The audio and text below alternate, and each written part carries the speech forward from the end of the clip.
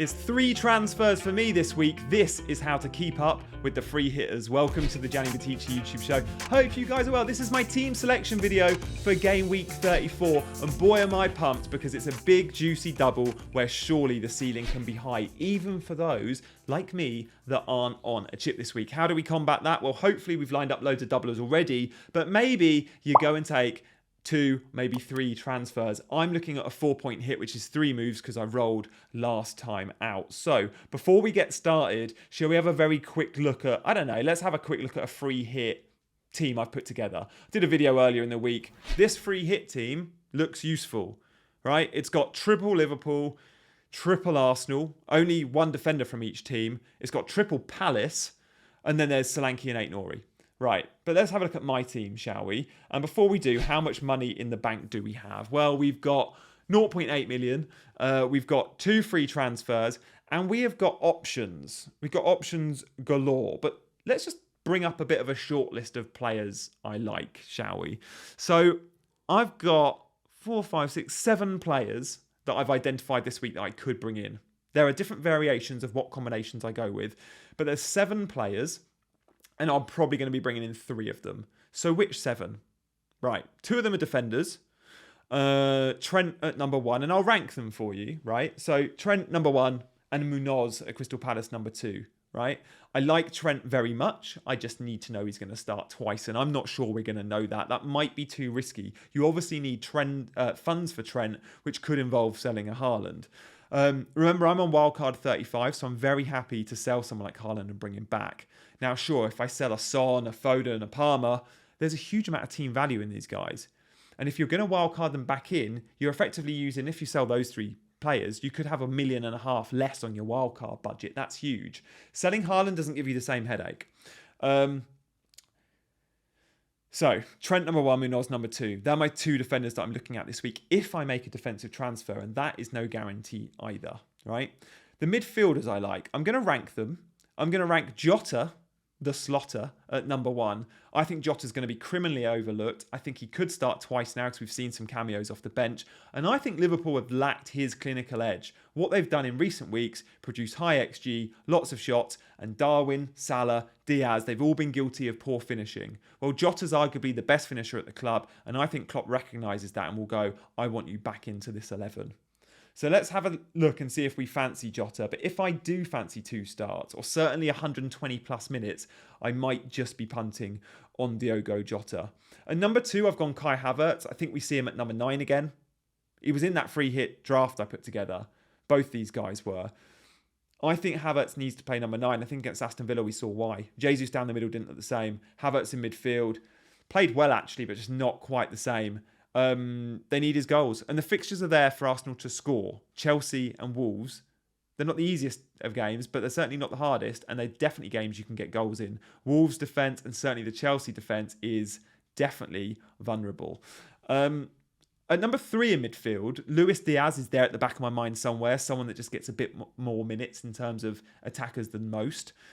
And he, on his day, he can turn it on. But with Jota returning, I'm not sure if he's therefore a little bit more vulnerable. And look, Eze. Do you know what? I'd probably rank Eze at number 3. I'm going to go Eze at 3, Luis Diaz at 4. And the reason I'm going to go Eze at 3 is I just know I'm getting 180. I'm getting 180. I'm probably getting penalties, right? Elise has taken one with Eze on the pitch, but I'm probably getting penalties. Elise, I think Eze just come on off the bench against Man City, I think it was.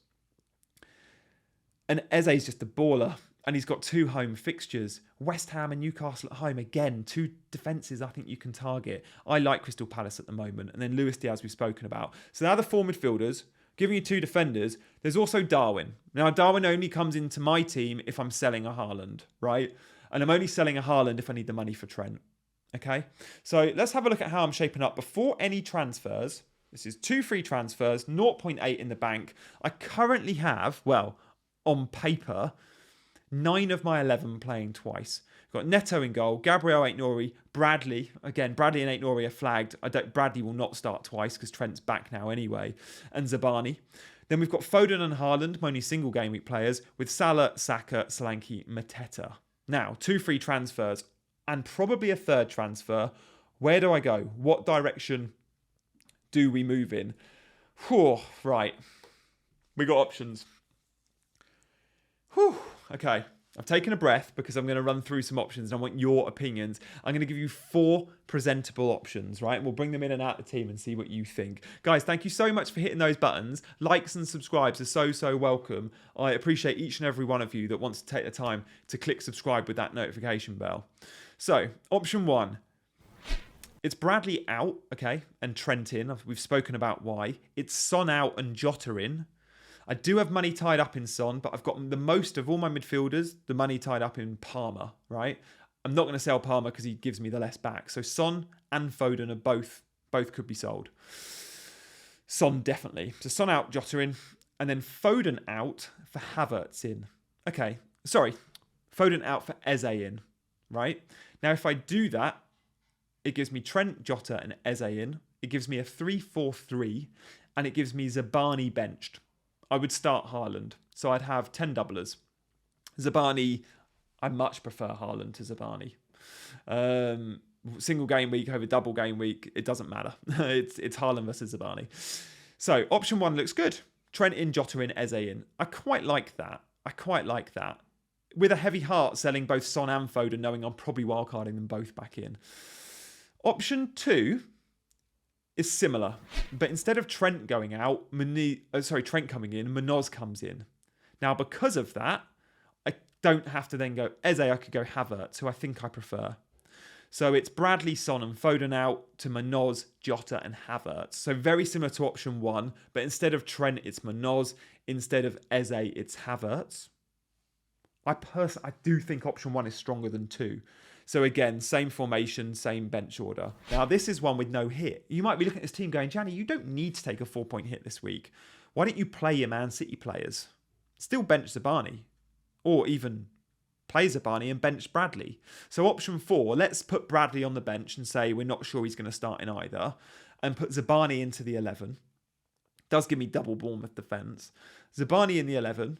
I still sell Son for Jota. But then I leave all the others in. I have Mateta, I have Solanke, I have Haaland, I have Saka, I have Foden. It looks like a good team. Option 4 requires no hit, and it's still a good-looking team. Now, you might go, oh, Gianni, you don't have that explosive extra Liverpool attacker. I've got Jota and I've got Salah. I just don't have a third. I've got Bradley on the bench. You might go, oh, I don't have that extra Arsenal player. I've just got Gabriel and just got Saka. I don't have a Havertz. No, but I do have most of the other bases covered. And I could go Havertz instead of Jota. So option 4 I like. I think option 1 and 4 are perhaps my most favoured.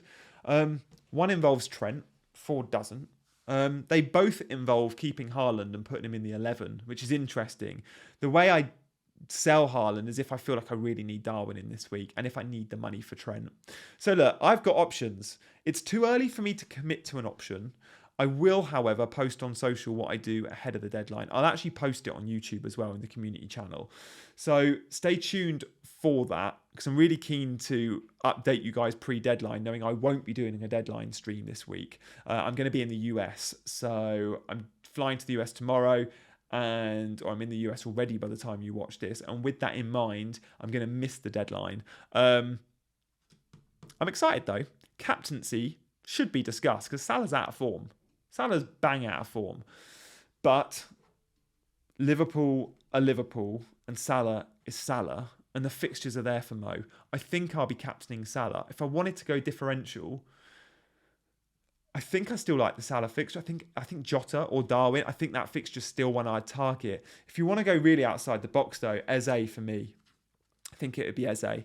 But I think it'll be a captain Liverpool player. I don't think I'll be going in the direction of Arsenal. Chelsea and Wolves. I fancy Arsenal to get the points, but you just don't quite know. I think the Liverpool fixtures are a tad easier. So for me, it'll be definitely captain within that Liverpool fixture.